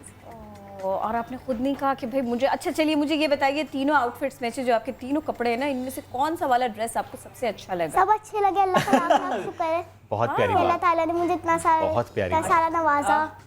तो मैं जब शॉपिंग करने गई थी तो मुझे एक फ्रॉक पसंद आई थी, तो मैंने मामा को बोला था, मामा ये वाली फ्रॉक पसंद आई थी। मैंने मामा को कहा था, मामा ये मैं अपने लिए भी लूँगी और गरीबों के लिए भी। तो मैंने एक गरीब बच्चों के लिए ली थी, वो तो मैंने उनको दी थी। अच्छा, जो अपनी चॉइस का फ्रॉक था वो आपने दो लिए इस तरह से, एक नहीं खरीदा? जी नहीं, एक। ब्यूटीफुल, आपने बहुत अच्छी बात की। आपको पता है आपने हम दोनों को भी बहुत अच्छी बात सिखा दी है, लेकिन थोड़ा लेट हो गया। नेक्स्ट ईद पे ना हम दोनों महानूर की तरह एग्जैक्टली, और सबको ऐसा करना चाहिए। आपको मेरी तकरीर सुननी है, मैं आपको फनी तकरीर सुनाना चाहती हूँ। प्लीज, मैं तो बहुत इंतजार कर रही थी इसका। प्लीज ना सुनाए। ओ वाओ, पहचाना? अब जब आप यहाँ खड़े होंगे ना तो आप हमसे भी बात करेंगे और वो ये जो कैमरा भी कैमरा है आपका ना, होगा, वो यानी आप व्यूअर्स से बात भी कर सकते हैं और हमसे भी बात कर सकते हैं, क्योंकि आपने मुझे कहा था ना पहचाना, तो मैं समझ गया था ये हमें कुछ कहने लगी है। अच्छा, स्टार्ट करूँ? करेंगे। प्लीज इजाजत है? पहचाना? नहीं पहचाना? मौला खुश रखे, अल्लाह ने इतनी इज्जत दी है कोई पहचानता ही नहीं है।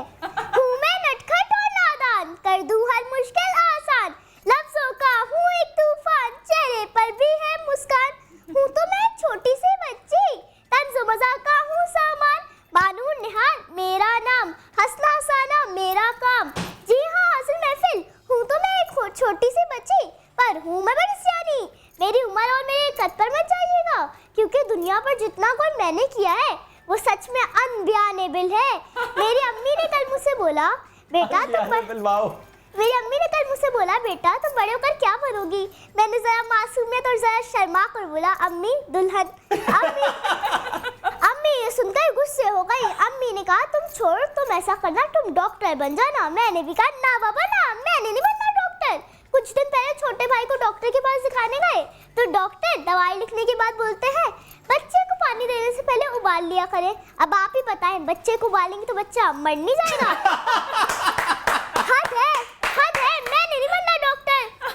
मेरी अम्मी बिलाखिर बोलने लगी, अच्छा बेटा तुम ऐसा करना, तुम टीचर बन जाना। ये सुनते ही मुझे तो आग ही लग गई। मैंने कहा नहीं, कल ही का सुना अम्मी, मेरी टीचर परिंदे की टांग दिखाकर पूछती है, ये किस परिंदे की टांग है, नाम बताओ। मैंने कहा पता नहीं, तो कहती है तुम फेल हो गई, अब जल्दी से अपना नाम बताओ। मुझे भी बड़ा गुस्सा आ रहा था, मैंने भी गुस्से में टीचर को अपनी टांग दिखाई और बोला, टीचर मेरा नाम बताए। ये कहा ही था कि टीचर को गुस्सा आ गया। टीचर ने मुझे 1 घंटे के लिए क्लास में खड़ा कर दिया। लेकिन आप लोग को तो पता है ना, हूँ मैं एक छोटी सी बच्ची, पर हूँ मैं बड़ी सियानी। मैंने भी जोर जोर से कौमी तराना पढ़ना शुरू कर दिया। मजबूरन पूरी क्लास को ही मेरे साथ खड़ा होना पड़ गया।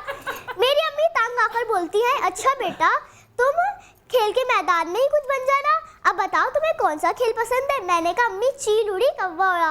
अम्मी अगर मेरा बस चले तो मैं चील उड़ी कौवा उड़ा को पाकिस्तान का कौमी खेल बना दूं। मेरी अम्मी तंग आकर रुककर चली गई। हूँ तो मैं एक छोटी सी बच्ची पर हूँ मैं बड़ी सियानी। तो दोस्तों जैसा कि मैंने आपको बताया, मैं हूँ तो एक छोटी सी बच्ची पर हूँ मैं बड़ी सियानी। लेकिन आजकल मेरा दिमाग एक फलसफे में उलझा हुआ है। वो क्या है ना, मैं जब भी बिरयानी देखती हूँ मेरे मुंह में पानी आ जाता है। तो ऐसा क्यों नहीं हो सकता मैं पानी देखूँ मेरे मुंह में बिरयानी आ जाए? पता नहीं ऐसा क्यों नहीं होता। अरे छोड़िए छोड़ो भी ये झगड़ा यार। करते हो तुम क्यों तकरार? लो मैं जीती तुम गए हार। Twinkle little star. Wow, thank you so much, जबरदस्त। हमारा प्लीज अब बहुत पारी हैं मुझे बहुत अच्छी लगी हैं। आप बैठो ना भाई। मैं तो वैसे ये कहना चाह रही थी कि आजकल मुल्क में सभी लोग चील उड़ी कौवा उड़ा खेल रहे हैं और ये छोटे से बच्चे को भी पता है। सीरियसली, वाकई ये सारी चीज़ें याद हैं? ऐसा तो नहीं है कि कभी आप इस तरह से प्रेजेंट कर रही हो डिबेट और भूल जाओ? ऐसा होता है? नहीं, मेरे साथ ऐसा कभी नहीं हुआ। माशाल्लाह। मैंने फर्स्ट स्पीच की थी टीवी पर। वो बहुत बड़ा चैनल था, उसका नाम था जियो एंटरटेनमेंट। मैंने 6 साल में की थी स्पीच। तो सेगमेंट का नाम था दिल से कह दो। तो उसमें मैंने स्पीच की थी तो मुझे बहुत डर लग रहा था। मेरे बहुत हाथ काँप रहे थे कि मैं कैसे करूँगी, मैं कैमरे के सामने कैसे आऊँगी। फिर मैंने खुद ही सोचा कि कैमरा मुझे खा तो नहीं जाएगा ना अगर मैं भूल जाऊँगी। तो इससे मेरे अंदर कॉन्फिडेंस पैदा हुआ। तो इसलिए मैंने फिर तकरीर की। फिर भी डर लग रहा था पर तकरीर की, पर भूली नहीं और फर्स्ट पोजीशन ली। जबरदस्त। स्पीच वायरल भी हुई। टॉपिक था कौन कहता है मुझे टेंशन नहीं होती। फनी से वो किया था मैंने। लेकिन इस वक्त टेंशन आपको पता है हसनैन को हो रही है। क्यों? मुझे लग रहा है हसनैन को टेंशन ये हो रही है कि हसनैन ने जो इतनी तैयारी की है वो कह रहा है मेरा नंबर ही नहीं आ रहा। इन बच्चों को ये भी तो होता है ना कि साड़ी बारी नहीं आ रही। हसनैन, मुझे नहीं लगता हसनैन को टेंशन हो रही है। हो तो नहीं रही है हसनैन? बताएं, ये कुछ पूछें। बोल रहे थे हसनैन, क्या कह रहे थे?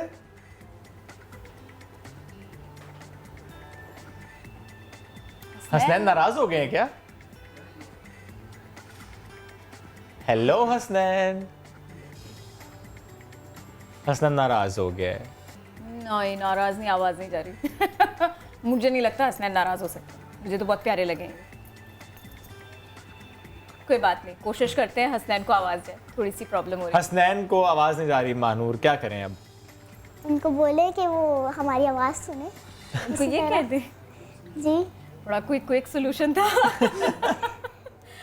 मानूर, मुझे बताएं, खाने में शौक से क्या खाती हैं? सुबह कब होती है आपकी? कितने बजे जागती हैं? क्या क्या करती हैं? क्योंकि हम ये चाहते हैं कि एक बच्ची जो इतनी ज़हीन है उसका रूटीन क्या है हमें पता चले। मैं सुबह 11 बजे उठती हूँ। ओके। और रोज़ा होता है तो इसलिए नाश्ता नहीं करना पड़ता। तो फिर मैं थोड़ा सा खेलती हूँ। फिर अजान हो जाती है ना, इतना खेलती हूँ तो फिर अजान होती है। फिर ज़ोहर की अजान होती है तो नमाज़ पढ़ती हूँ। फिर नमाज के बाद कुरान शरीफ पढ़ती हूँ। माशाल्लाह। फिर कुरान शरीफ का एक पारा ख़त्म होता है तो फिर वापस मैं सो जाती हूँ। फिर मैं उठती हूँ। फिर असर की नमाज़ होती है तो असर की नमाज़ पढ़ती हूँ। फिर आधा पारा कुरान शरीफ पढ़ती हूँ। इस तरह मेरा रूटीन ओके, तो आपने रमज़ान की रूटीन बता दी और अभी ईद की रूटीन पे हम नहीं आ रहे। तो आपने 30 दिन जो आपने गुजारे अपनी उसकी रूटीन बताई। लेकिन आप ज़रा हसनैन की तरफ चलते हैं। हसनैन, आपकी तरफ हम आ रहे हैं। रूटीन भी बताइएगा अपनी, और साथ आज आपने हमें चाइनीज़ में कौन से वर्ड सिखाने हैं? क्योंकि हमें याद है लास्ट टाइम जब आप हमारे शो में थे तो आपने हमें उस वक्त किस सिखाया था? चाइनीज़ में ईद मुबारक कहना बताए ना हमें। मुझे चाइनीज़ में हेलो करना आता है। क्या कहते हैं? नी हाओ। नी हाओ। तो चलिए ऐसे नी हाओ कर दिया। जी, तो मैंने आपको सिखाया था नी हाओ। उसका जवाब नी हाओ का जवाब भी नी हाओ है। और नी हाओ माँ, ये 3 लफ्ज सिखाए थे। और अब इसके बाद मैं आपको अब सिखाऊंगा कि वोदा मिंगजा हसनैन, मेरा नाम हसनैन है। ये पश्तो थी या चाइनीज? वोदा जी, ये चाइनीज है। हाँ जी, बस मैं ओके, हम नहीं हम सीख नहीं सही है ना, बहुत मुश्किल है। आपने सीख लिया, बहुत मुश्किल है। मैं आपको एक आसान लफ्ज सिखाऊं। ओके। आसान लफ्जों में से एक आसान लफ्ज ये है कि कांगपूचिशो, मतलब जर्नलिस्ट। कांगपूचिशो ये तो मुश्किल वर्ड सिखा रहे हैं, बहुत किरण याद करने भाई पड़ेंगे। काम जितना मुश्किल है सही इसका बात है। तर्जुमा भी उतना ही मुश्किल था। अच्छा मैं ये कह रही थी अगर कि मैं कराची आ जाता या आप लोग पिशावर आ जाते तो मैं आप लोगों को सेकंडों में सिखा देता, पर ये क्या बात है। आपने ट्राई नहीं किया इसलिए आपके लिए मुश्किल कोई है। बात नहीं, चले हम ट्राई करेंगे, नहीं तो आप ट्राई कीजिएगा। जल्द या तो पेशावर में मुलाकात होगी या तो कराची में होगी। अब मैं ये चाह रहा था हसनैन, अब इमेजिन करें कि आप ये शो होस्ट कर रहे हैं और महानूर इज योर गेस्ट। तो अब जरा आप इंटरव्यू लें महानूर का, और Mahnoor you have to respond. तो हसनैन प्लीज। ओके, तो अस्सलाम वालेकुम दोस्तों। वालेकुम जी, आप लोग देख रहे हैं और सुन रहे हैं समा न्यूज़, और हमारे साथ अभी है महानूर जो कि आज हमारी गेस्ट है। तो जी महानूर, आप कैसी हैं? मैं ठीक हूँ, आप कैसे हैं? जी मैं तो बिल्कुल ठीक हूँ। महानूर, आप मुझे ज़रा सा ये बताएं कि आपको इस तरह की प्यारी नज़्में, आप जो पोएम्स पढ़ती हैं और साथ में हर एक टॉपिक पे बात करती हैं, तो ये क्या आपके लिए मुश्किल होता है कि नहीं? ये बहुत ही आसान होता है। ये बहुत आसान होता है। अगर आपके अंदर टैलेंट है तो आप सब कुछ कर सकते हैं, आपको किसी से डरने की ज़रूरत नहीं है। अभी तक आपने कितने टॉपिक्स पे कम से कम बात की होगी? बहुत सारे टॉपिक्स पर मैंने बात कर चुकी हूँ। अपने वतन के हवाले से बहुत सारे टॉपिक्स पर बात की है। वतन के हवाले से एक शेर भी मैं आपको सुनाना चाहती हूँ।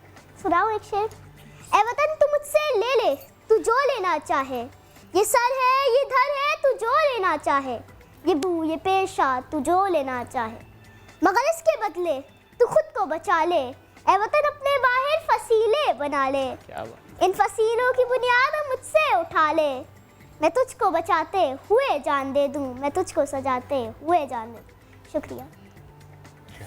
वो तो होस्ट है माशाल्लाह। हसनैन, आप होस्ट, तो आप ही कंटिन्यू करें।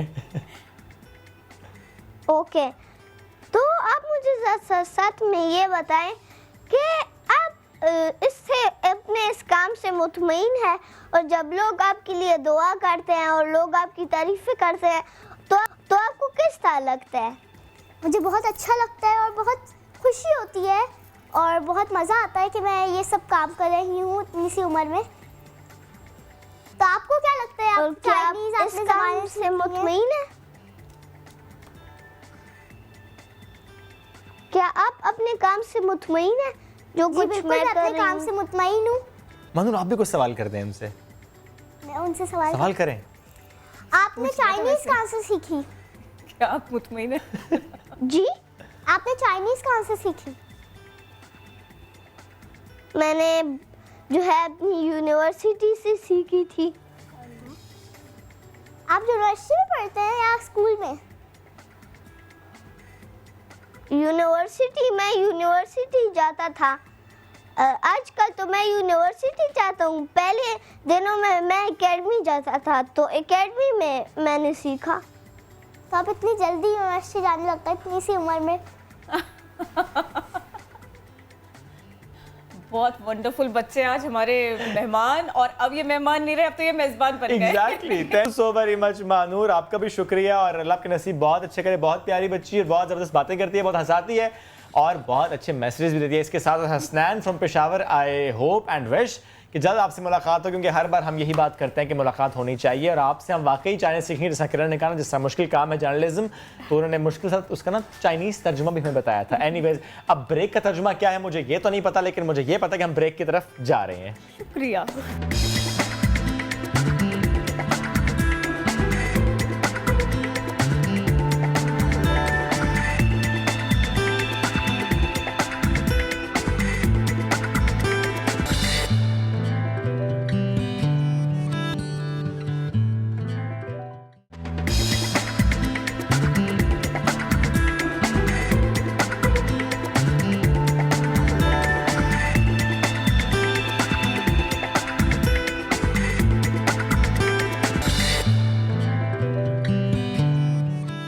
हाजिर हैं ब्रेक के बाद, और ईद ही की खुशियों की बात हमने नहीं करनी। ईद के फौरन बाद जो वेडिंग सीजन होता है उसकी बात भी करते हैं। किरण, एक बड़े मजे की बात है, अगर ईद के फौरन बाद आपने शादी रख ली है ना किसी ने, तो जो मेहमान आते हैं ना उनका खर्च थोड़ा सा बच जाता है। ईद का ड्रेस ना इस्तेमाल हो जाता है। अच्छा, लेकिन ऐसा हमेशा नहीं होता, क्योंकि सभी की ख्वाहिश होती है कि भाई ईद पर शादी का सा कुछ महसूस ना हो माहौल नहीं, और शादी पर ईद ना लगे। खवातीन तो चाहेंगी ना, वो बिल्कुल नहीं। मैं तो स्पेसिफिकली मर्दों की बात करूँ, हमारा चल जाता है ना यार, चल जाता है। आजकल ऐसा नहीं हो रहा। नहीं हो रहा। और आपके कपड़ों को देख करके भी ऐसा लगता है। Yes. लेकिन कोई बात नहीं है भाई, शादियां आने और खुशियों की बहार, क्योंकि आ गया शादियों का त्योहार। रमजान गए, ईद गई और अब ये सीजन शुरू हो रहा है जो कि शादियों का सीजन कहलाता है। और ऐसे में क्या पहने, ईद की ड्रेसिंग ऐसे रिपीट करें ना करें, ईद से मुख्तलिफ होनी चाहिए हमारी ड्रेसिंग, ये फिक्र तो सभी को सताती है जिनके यहाँ शादी प्लान हो जाती है। दूल्हा और दुल्हन का लिबास कैसा होना चाहिए है, और फिर उनकी बहनें क्या पहने, अम्मी क्या पहने, बाबा क्या पहने, दोस्त कैसे दिखाई दे,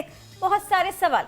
और इस सब का जवाब आज हमको मिल जाएगा बड़ी आसानी से, क्योंकि फैशन डिजाइनर ज़रक़ा हमको ज्वाइन कर चुकी हैं। अस्सलाम वालेकुम, कैसी हैं? वालेकुम सलाम, ईद मुबारक। आपको भी थैंक यू। तो आप मेरी बात से एग्री करती हैं कि थोड़ा बहुत खर्चा बच जाता है ईद के बाद कि शादी सीजन हो तो? कोई ना कोई ड्रेस तो चलता होगा, ईद पे भी लोग बनवाते हैं इतने हैवी ड्रेसेस। बिल्कुल, ईद पे लोग बनवाते हैं, आप बिल्कुल ठीक कह रहे हैं। ईद पे रिपीट नहीं करते?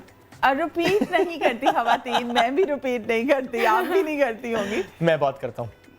मेरे ख्याल में आजकल जेंट्स भी बहुत फैशन करते हैं, मैं एग्री नहीं करूँगी। सबसे ज्यादा जो है जेंट्स को फिक्र रहती है कि हम खूबसूरत लगे। अच्छा, जैसे आपने इस वक्त भी देखिए ईद पर आपने इंतहाई सिंपल सी ड्रेस का इंतखाब किया, तो इसका मतलब ये हुआ कि शादी सीजन के लिए वैसे ही जोड़े बनाने होंगे जैसे कि शादी में रिवायत रही है, चमक दमक चाहिए। बिल्कुल चमक दमक चाहिए, बिकॉज ईद का वो कहिए ना तो थर्ड डे है, तो I think so we should wear simple dress. पहले दिन थोड़ा डार्क पहन लिया, फिर उससे लाइट, फिर उससे लाइट। हाँ। लेकिन मैंने दुपट्टा बहुत डार्क लिया हुआ ताकि कॉम्प्लीमेंट करे। ये बहुत ब्यूटीफुल लग रहा है। थैंक यू, आपने भी बहुत अगर यही ट्रेंड रहा तो नेक्स्ट ईद पे मैं इसे जरूर रेप्लिकेट करूंगी। व्हाई नॉट, मैं ही आपको बना के दूंगी इंशाल्लाह। अल्लाह ब्लेस यू। ये बताइएगा ज़रक़ा, आजकल लोग क्या मांग रहे हैं, और यानी उनकी डिमांड क्या है, और कहाँ पर आपको ऐसा लगता है कि नहीं, मुझे एडवाइस करना पड़ जाता है कि भाई ऐसे नहीं, इसको ऐसे कर लें? लोगों की डिमांड ये है कि लोग बहुत ज़्यादा सोफिस्टिकेटेड हैं।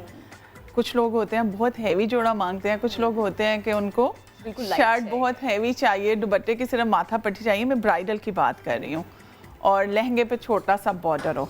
और जो सेकंड डे हमारा होता है उसमें लोग मैक्सी वियर करते हैं, और साथ उसके आप लहंगा वियर कर लें, दुपट्टे पे बॉर्डर दे दें। लेकिन मोस्टली जिनका एक बेटा है या एक बेटी है वो सारे अरमान निकालते हैं। वो कहते हैं कि हमारा जोड़ा सबसे हैवी होना चाहिए।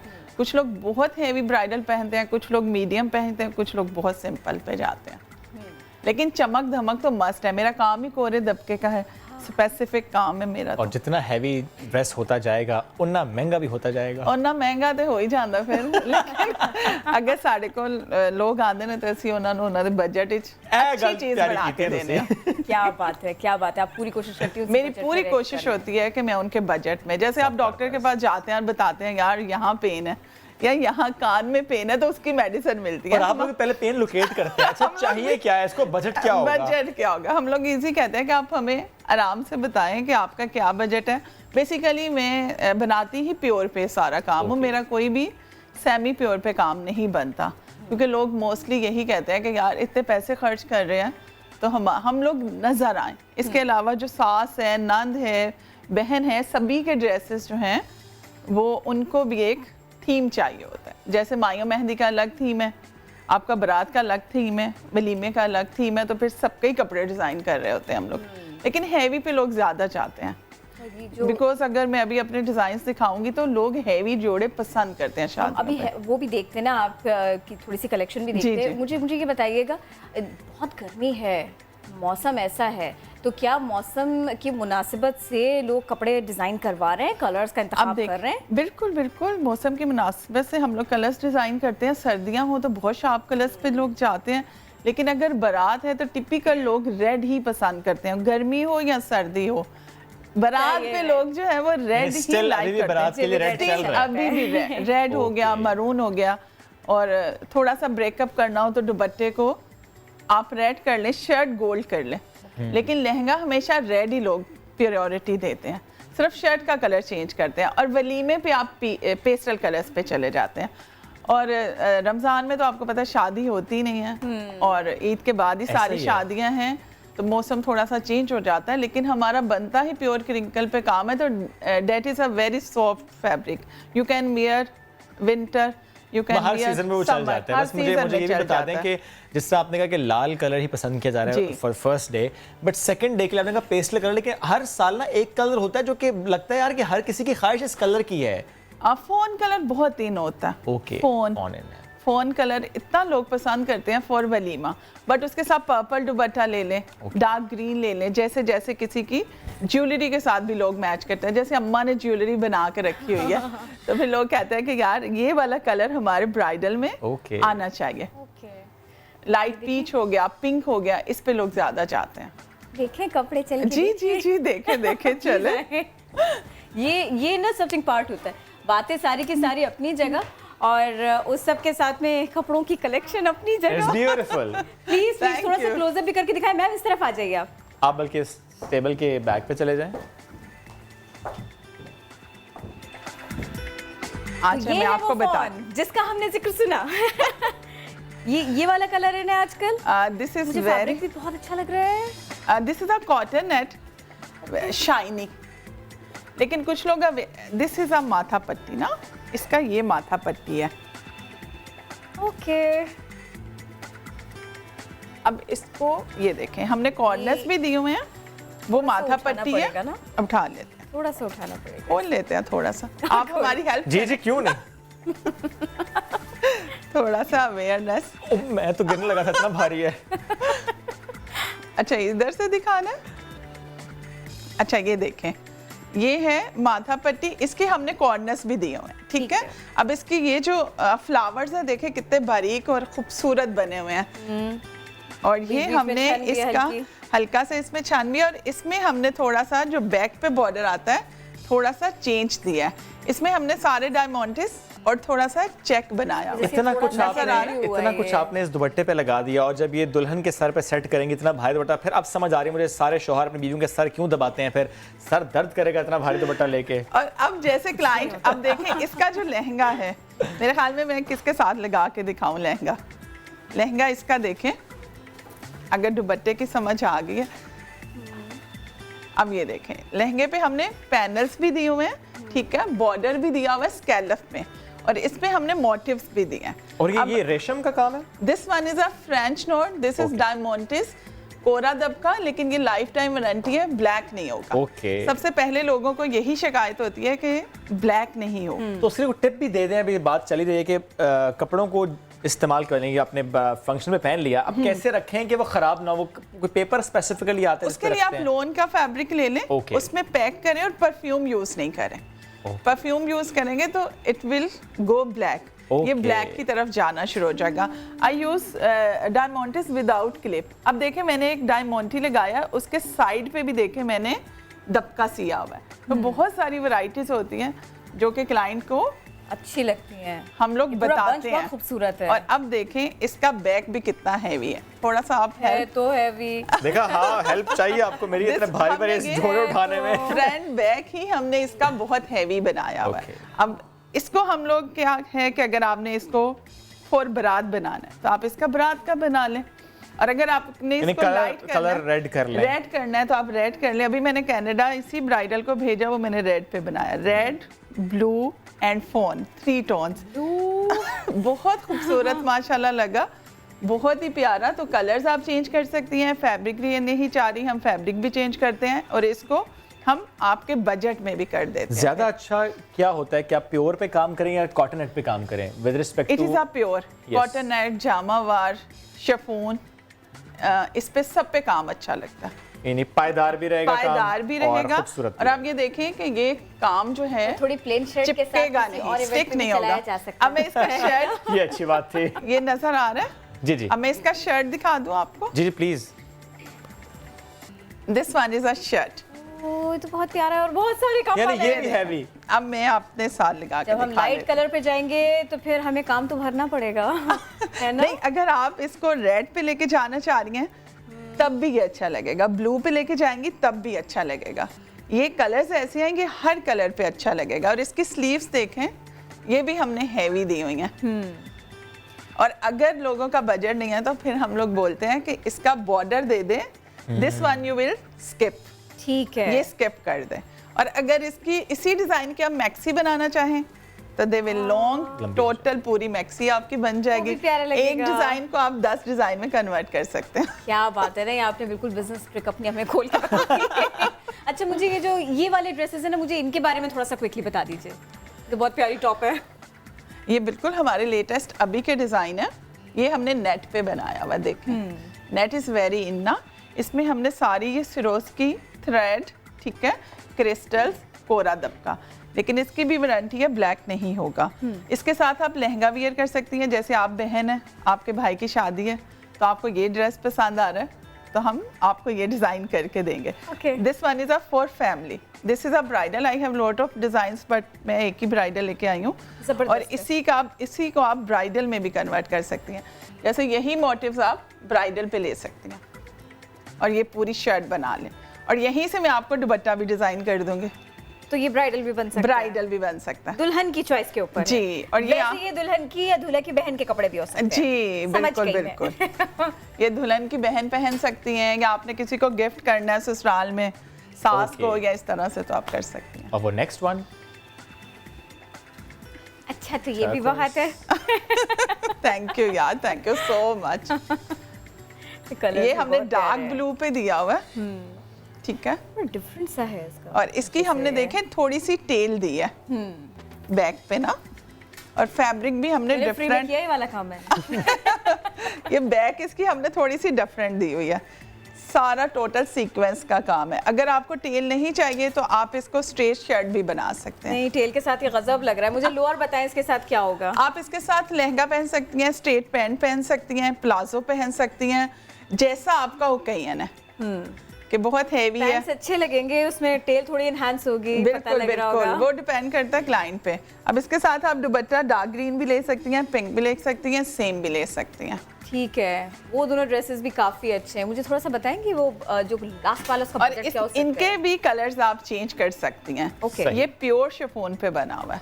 अब यहाँ से फैब्रिक देख सकती हैं, क्योंकि इसमें फैब्रिक नजर नहीं आ रहा, इतना महसूस नहीं हो रहा, लेकिन इतना ये काम कर रहा है, फैब्रिक तो गायब हो जाएगा, बट वो फैब्रिक उससे उठा रहा है काम को, तो इसका मतलब फैब्रिक बड़ा अच्छा, लेकिन ये काम मैं अकेली नहीं कर रही, मेरे भाई सुहेल खान मेरे साथ होते हैं। जबरदस्त। उनको मैं हमेशा कहती हूँ आप स्क्रीन पे आए, वो आते नहीं है। और लास्ट में आ रही है। और ये लास्ट वन, ये ब्राइडल है? This one is a bridal. Okay.